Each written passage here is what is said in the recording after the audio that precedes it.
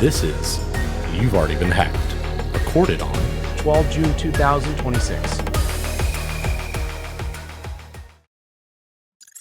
Welcome back to You've Already Been Hacked. This week, Cowboy, I think you're going to be happy with some of the CVE ratings finally. We're not in the sevens. We're going to be a little bit higher, for better or worse. And we actually have a good news, well, sort of a good news story that we'll end on, I guess. But, I'll let you all be the judge of that when we get there. Cowboy, how was your week? Very, very busy. I was up north instructing, which I do love, but it is just a lot. And proud to say I can announce that we have a brand new Cyber in Space 101 training Yay. that has been receiving rave reviews. So now that that has been taught and complete, I can start on 201. Can you talk about what the course is about, or can you just tell the title? Because I know you had brought up before that, because it's your day job, you got to get approvals and all that sort of stuff, and that's cool. Like, we won't push, right? But like, if you can share, I No, think people will be interested. Yeah, I mean, I have. If you follow us on the show through LinkedIn, right? I posted a approved social media advertisement, I guess, if you will, right?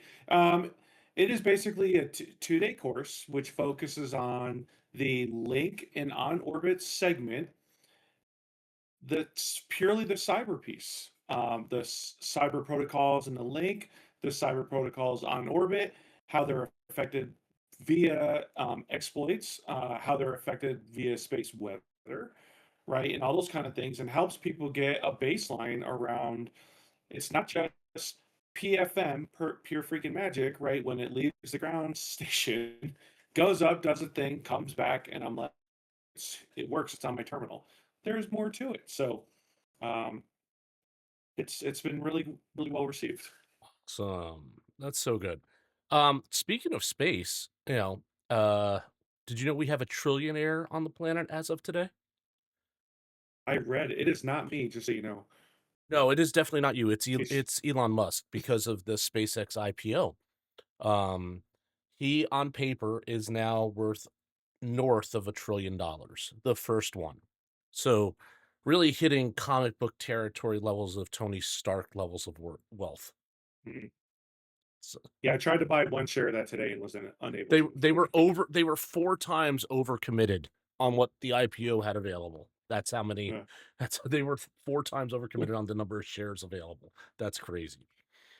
Anyway, I guess space stuff and tech equals cool. So good luck to everyone that got in on the IPO, to the SpaceX employees that are going to hopefully be able to cash out a lot of value in a year. That's the rub, right? Because it's an IPO. They can't sell anything for a year. So hopefully, hopefully that their time there is paid off. Because I know, I've heard, I don't know, that Elon is a brutal person to work He- for, in the sense that he demands a lot, a lot. yes, I've heard that too, Yeah. and also hats off to them. I mean, they've all worked hard and they have built an amazing company that's done some amazing things and will path new things for the future. Yeah. Congrats to them. Congrats to them. All right. With that, let's get on to tonight's news. In our top story, Oracle warns of a security bug that hackers abuse to breach 100 plus companies. And I think our notes got jumbled. Hold on a second here, everybody. Maybe not. Maybe let me just see here, because it's a double hit by our favorite group, ShinyHunters. So ShinyHunters has been exploiting a critical 0-day vulnerability, CVE 2026-35-27-3, in Oracle PeopleSoft enterprise software used for payroll and HR management. They did this and breached 100 organizations globally. The flaw allows remote code execution with no authentication required on internet-accessible terminals. Google's Mandiant confirmed the campaign and actively notified affected orgs to restrict access to vulnerable systems. Approximately 2/3 of the breached organizations are higher education institutions, which align with ShinyHunters' known targeting pattern. The hackers claim theft of hundreds of thousands of student records containing full names, home addresses, phone numbers, emails, dates of birth, ethnicity, enrollment status, GPA, majors, student IDs, and probably a bunch more across multiple campuses. This is part of the Shiny Hunters broader campaign that has also hit Salesforce, which was a small number, only a billion records, Gainsight, which was another 200 ish companies, and Infrastructure and Canvas, who happened to pay the ransom. Oracle has published a security advisory recommending immediate mitigations, but has not released a patch yet. Organizations using PeopleSoft with internet facing instances are at immediate risk. This matters because Shiny Hunters is actively exploiting 0 days in the wild. It's not a theoretical thing. If you're not paying attention, wake up. It's an ongoing campaign at this point. They are disproportionately targeting higher education. So if you serve in higher education or are a partner with universities, expect there to be collateral damage to you and your organization. Um, Pivots do happen. It is a thing. There are no patches available yet, at least as of the recording of this podcast. There may be by the time you all hear it. Only vendor recommended mitigations, meaning every day that's unpatched increases the exposure to those that are using these affected systems. PeopleSoft handles payroll and HR data, which means PII, financial records, and employee data is now at risk. It's not, again, this is a 0 day. So I want to be clear, we're not knocking on PeopleSoft. Um, 0 days happen, right? That's why they're called 0 days. Their developers didn't know about it. I'm betting their code security team or their agentic platform didn't catch it. But if they even used one, who knows, right? It's a 0 day. Someone figured out a hole that no one knew was there. So again, don't no hate, no shade towards PeopleSoft. If your PeopleSoft instances are internet facing, you need to act now and not wait for a patch. So in the annals of what you can or should do, Cowboy, immediately review the advisory for 3527.3 and apply the recommended mitigations. Restrict internet access to your PeopleSoft servers. Scan your environment for internet exposed server instances using external attack surface tools. So you want to be looking from the outside in, not the inside out, to find this stuff. Monitor logs for Shiny Hunter indicators of compromise. And if you're a higher ed institution, you should activate your incident response plans and prepare for potential data breach notifications. Cowboy? Yeah, so I'm glad we're not slumming in the basement anymore. This has a score of 9.8 because this affects I the told you you'd be happy. confidentiality. I'm so sorry. Confidentiality, integrity, and availability of this breach. And so it is a big deal. It's even worse that there's no patch yet, so you've got to take other mitigations in place. But uh, higher education are on notice. Uh, Shiny hunters are very good at their craft, and they are targeting you. And I think we all know by now. I'm just going to go out and say that I think higher education is not doing well in putting their money where they should be, especially after so many breaches. So please do better. Yeah, the playing field for universities is it's uneven when it comes to tech, and that's for sure, right? Whether size, scale, money, funding, whether or not they're applying their funding correctly. So they're they're they're a ripe target across the board, right? I mean, uh, I met a CEO of a university at not CEO, CIO of a university at DEF CON 33, last year's DEF CON, and he was lamenting at like his budget got slashed. Um, and I'm just like, that's the wrong thing to do. And he's like, I know, that's why I'm here. Um, but again, leaders um either don't see cybersecurity as uh, an area to expend funds, or they're making hard choices on keeping the lights on in other ways too, right? So it's a balancing act for sure. So good luck out there. That's all I'm going to say on that. Yeah, I fully understand. I obviously don't see the whole picture, but um, yeah, I mean, I don't want to see them get hit by these folks. That's all. Yeah, I and want our it's gonna youth keep to be happening. protected. Yes, yes.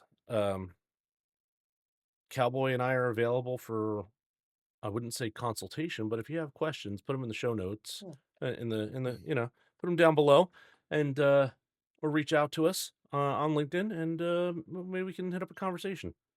We'll go with that. yeah, put out some free teasers. Yeah, there you go. Yeah, a little bit.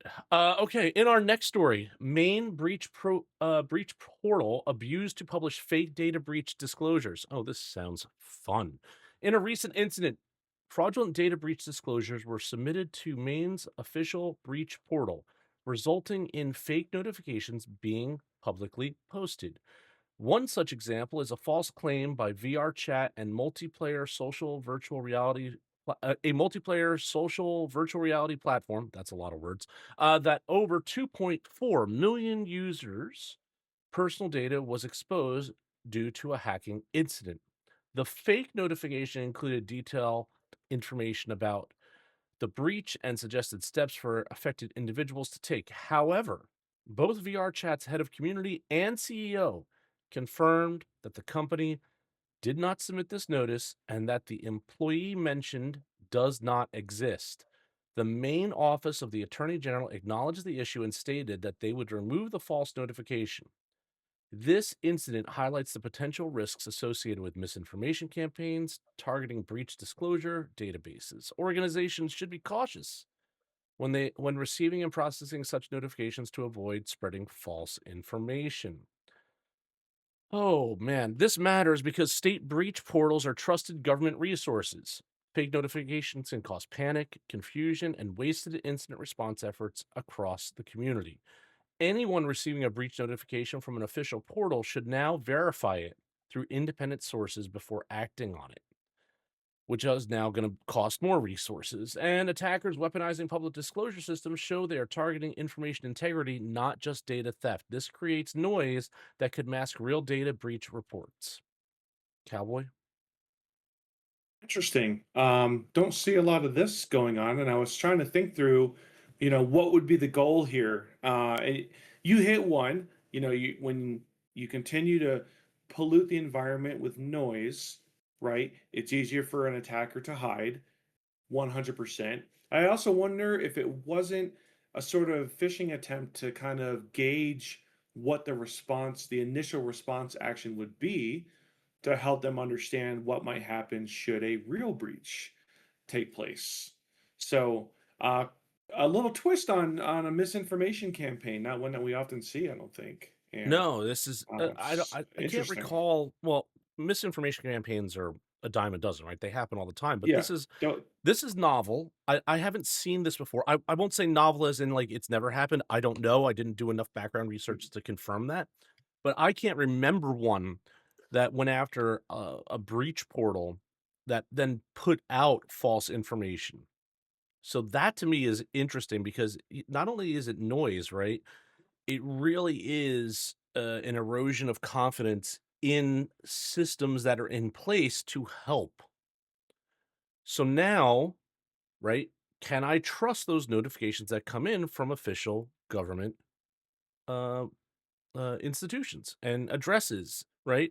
Maine.gov or whatever their official domain is. I don't know that that's it. I'm sorry, Maine, not my state. Can't help you.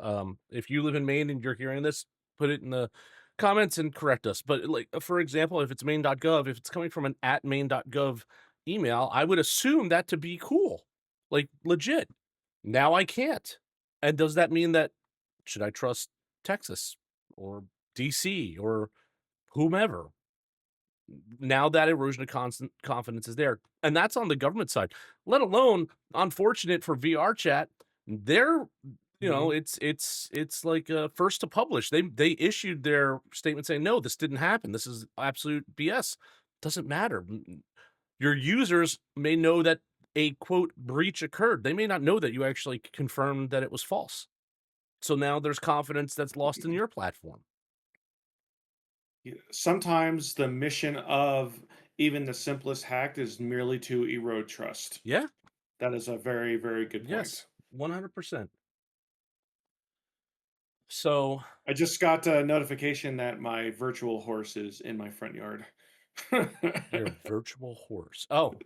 Yeah, it's in the front yard. Whoops! I think the cyber cowboy forgot to lock the pasture after he fed. So go ahead, go take care of that if you need to, and I will. No, no, she'll be fine. She'll be fine. I just thought it was a funny tidbit to share Okay. to our listeners. All right, very good. You sure? Because I can I can do the next story solo if you need to go round her up. No, no, you can't do it without me. We're a team. Very good. Okay, well, She's just gonna okay. All right, fair enough. she's just gonna eat my grass in the front yard. That's all. Ah, good. Little lawnmower, little landscaping never hurt, whether it's natural or otherwise. All right, our next story. ShinyHunters leaks 40 gigabytes of, and this is now specific, so this relates to our story above, but now we're going to get a little bit more on one, right? University of Nottingham student data. The University of Nottingham has fallen victim to shiny hackers, so they're one of those that were attacked, resulting in a leak of 40 gigabytes of personal and financial data for approximately 450,000 students and staff members. The breach Wow. affected the University Campus Solutions Network, which manages student records, as well as its China and Malaysia campuses.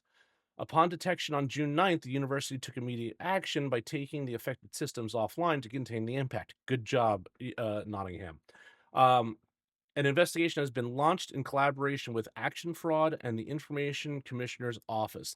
The leaked data includes contact details, student ID numbers, course information, national insurance numbers, billing and payment records, credit cards, and payment details, student financial data, campus portal exports, pra- uh, payer contact information, transaction amounts, IP addresses, full names, home addresses, postcodes, email addresses, phone numbers, dates of birth, and maybe a couple other internal campus details.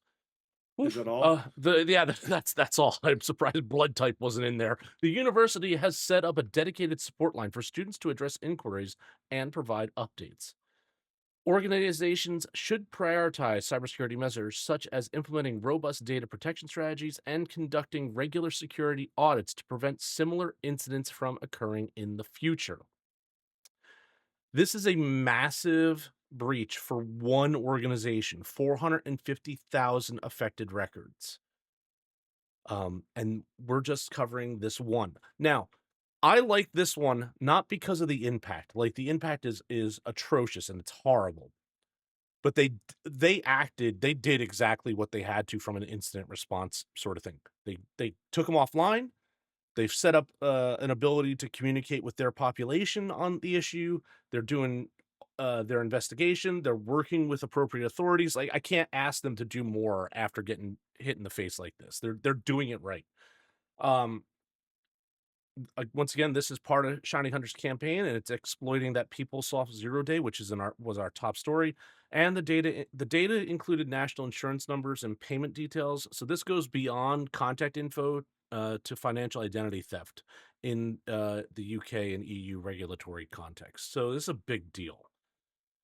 Ah, what should you do if you were one of the ones impacted by this, or anyone else that might be interested in following up? Monitor Shiny Hunter's leak site, which is shiny-leak.ru, although I wouldn't do it from your personal device. I would do it in a more protected environment, maybe something that's in a container, private browser, VPN, proxy, like, uh, quote unquote, wear your protection before you go, for any published data matching your organization's student and staff information. Cowboy? Hopefully, everyone who logs in is wearing a reflective belt because little be known that will save you in a time of war. And if you don't get that joke, you didn't do any active duty time in the last 20 years during two wars. But I digress.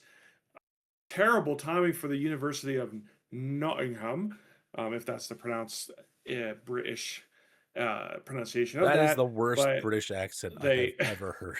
I, I am definitely not good at it, but working on it. Um, Apparently, the university was already dealing with a labor dispute and looking at cutting like 600 full-time jobs. The teachers were boycotting, not marking exams and assignments and other stuff. And now these students aren't only worried about that. Now this massive data leak is like a punch to the gut after a kind of roundhouse to the face. So we feel for you students. That's really just terrible. And ShinyHunters had already posted a lot of this information on their dark website, not even waiting for any type of payment or stuff, which is even worse. So I don't know how much more we have to say, how many more stories we need, This is but just one example, right? campuses, yeah, be on Bolo, right? Like be on the lookout.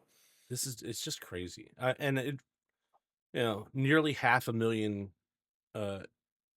impacted by this. That's not, I don't care. That's bigger than some mid-sized cities, right? That's crazy. That's a crazy amount of people. That's bigger than my town I live in. Yeah, see, so like just for perspective, like good luck to everyone out there. Hopefully you get you're able to mitigate any of the potential damage that may come from it. All right, in our next story, Cowboy, you should be excited again. The critical vulnerability listed by CISA for Magento is a 9.8. It is CVE 2026 45-247. In the Miravist full page cache warmer extension for Magento 2 Adobe Commerce, and has been added to the KV catalog. So this is, remember we talked about earlier this year, and if you weren't listening then, um, uh, NIST and CISA are not going to put everything into the known exploit vulnerability catalog because there's just now too many things happening. They had to really pare back because of a resource issue on keeping track of it. This one makes the cut. The flaw is a PHP object injection vulnerability caused by unsafe I'm going to say this right, deserialization that allows unauthenticated Nailed attackers it. to achieve, thank you, to achieve remote code execution and on any internet-facing e-commerce store running the extension below version 1.11.12. CISA confirmed active exploitation and mandated patching within 72 hours for federal systems, but the threat applies equally to the private sector as well, and especially private sector retailers. Some tech details on this. The vulnerability resides in how the cache warmer processes serial PHP objects via a specifically crafted cache warmer cookie. Attackers don't need authentication or prior access. They send a malicious HTTP request with an injected serialized payload, and the extension deserializes it unsafely, triggering arbitrary code execution as the web server user. Once exploited, attackers typically deploy web shells, inject malicious checkout scripts to steal the payment data, create hidden admin accounts, or pivot to adjacent infrastructure. Exploitation has been observed in the wild for several weeks before CISA's KEV listing. Scanners and exploit kits targeting the vulnerability are actively probing internet-facing Magento deployments, looking for unpatched cache warmer instances to compromise. This matters because Magento is used by millions of e-commerce sites globally. Even a small fraction running this represent a massive attack surface for attackers to target for payment card data and customer PII. What can or should you be doing about it now? Well, if you use the Miravist cache warmer, update to version 1.11.12 or later immediately. This is not an option. Otherwise, it's failure on your part. Search your server logs for suspicious cache warmer cookie activity, unusual serialized strings, or PHP object payloads indicating exploitation attempts or successful compromises. Audit all Magento admin users and recently modified files on any potentially affected servers. Look for web shells or injected PHP files in public directories. For shops unable to patch immediately, deploy WAF rules blocking requests with malicious cache warmer cookie patterns and restrict administrative access via IP allow listing. Cowboy? Oh, you said a lot of good technical stuff in there, which is usually what I get to do. So I had to look up something fun for this. So anyone in the uh, uh, gray hat hacker community probably understands that injecting an object doesn't typically immediately give you control, but PHP uses, quote, magic methods, special functions that execute automatically during object lifestyle events like wake up when an object is unserialized. So, um, like to see some PFM, some magic work its way in there. Um, eh, yeah, I mean, there's kind of some easy prevention and mitigation techniques to kind of overcome this. So I might have to dig into what the heck's going on there. But as always, like there's a patch, so get after it immediately. Um, this is a 9.8, 2 for the night. I mean, I am exhausted. That is, we're hitting it out of the park. We were hitting some uh, sevens there. I think yeah, they warranted to be higher than sevens, but it was because of the way the exploit had to happen. You had to yeah. have on-device access, and okay, They all but can't be nines, right? they all can't As, be as they nines. say. That's just what it is. And not everyone's a 10, folks. Not everyone's a 10. You might be in your own world though, and that's okay. All right, in our last story, which might be good, might be bad, maybe a little bit of both, Cowboy. Yes. Microsoft's June Patch Tuesday fixes 60 days and 200 flaws. It's a Yikes. record-breaking month. Microsoft's June 2026 Patch Tuesday set the new record with 200 security vulnerabilities patched, including 6 zero-day exploits, 5 publicly disclosed, and 1 actively exploited in the wild. The release included 33 critical security flaws, 28 remote code execution bugs, 4 elevation of privilege, and 1 information disclosure vulnerability. The standout 0 days include 2 BitLocker bypasses. We talked about Yellow Key. That's one of them, which was CVE 2026 45585, which allowed physical attackers to decrypt TPM only protected drives via Mm. USB and EFI manipulation. Um, let's see.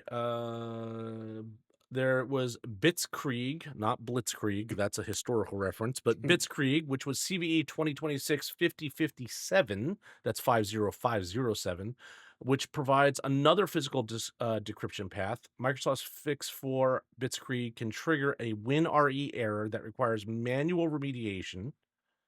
2 additional EOP 0 days from researcher Nightmare Eclipse. We talked about this guy too on the podcast a couple weeks back. There was green plasma and mini plasma. Mini Mm. plasma was first reported in 2020, but never fixed properly. So that's been out there for 6 years. Both grant system privileges. There was an HTTP2 bomb denial of service. I think we talked about that one as well, which was 49160, which allowed abusers header compression to exhaust server memory, and an Exchange server spoofing flaw, which was 2026 42897, which has actively been exploited in the wild for arbitrary JavaScript execution in Outlook web access. Microsoft recommends all organizations prioritize patching immediately and specifically advising TPM plus PIN authentication instead of TPM only BitLocker to mitigate the physical bypass attacks. An Exchange emergency mitigation service is available for those unable to patch immediately. Cowboy? Wow. Um, yeah, that is quite a week. So I wanted to take the time and break down all 200 of these very, very quickly. We've got 65 elevation of privileges, 19 security bypass, 55 remote code execution, 39 information disclosure, 7 denial of service, and 27 spoofing vulnerabilities. Holy cow, that's going to be quite the update. Just a couple. Um, yeah, 5 0 days. We make a big deal over 1 0 day, right? And so 5 being patched, is a big deal. Um, I think that's how many were in Stuxnet, and that was unheard of, at the time to have 5 0 days in one uh, massive exploit, if you will. Um, so that is newsworthy in and of itself, but thank goodness they're getting after those and closing them. But with every mitigation patch we put in, 2 vulnerabilities pop up in its place. Seriously, it's a Hydra. And you could take that in multiple different entendres, right? You go Marvel's Hydra, you go Hydra Mm, is in a worm type of Hydra, Cyberwat. You could say it's a Hydra. yes. It's terrible. So good on Microsoft for finding and patching 200 plus vulnerabilities. That's the win, right? Bad that there were 200 plus out there. Mhm. That at least they weren't all 0 days. That's good. I would want 200 0 days to be in existence at the same time. That would be horrible. But yeah, it's just a lot. It's just the dearth of things that are coming out now for and the speed at which they're coming out. I understand why CISA and NIST made the decision on the known vulnerability exploitation vulnerability database. It's just too much. It's just It's too too much. much. And a little forward looking potential if we can ever really figure it out at scale, right? Imagine what the environment looks like the day quantum computers come online. I don't want to. I don't want to. I don't. I don't want to. Because then everything is up for grabs until that those become totally ubiquitous everywhere, right? And even then, who knows? That's a future that we're racing towards as well with our AI overlords. Cowboy, what else you got for us tonight? All hail AI overlords. I was way off. I mentioned the town I live near. It's actually only got 6,100 people. So the hack of Nottingham was quite larger than the town I live near. So Wait, I was just a little bit 6,100? off there. Yeah, 6,100. Wait a second, yeah. folks. Little public math here. Uh, 6,100. that's That means 90 times. 73 times. Mm, 70, almost 74 times the size of your town. yeah, that kind of it puts it in a different perspective, actually. Like, that number's big, but when you think about it that way, you're like, yeah, wow. To close this out, hey, remember, if attackers own your HR system, they don't just know who you are, but they know what you're worth. I'm Cyber Cowboy. Stay frosty, everybody. And I'm the professor of CyberRisk. That's all the news for this week, and we'll talk again soon. If you like this podcast, share it with your colleagues and friends. Your support is how we are able to continue to make this content. Thank you.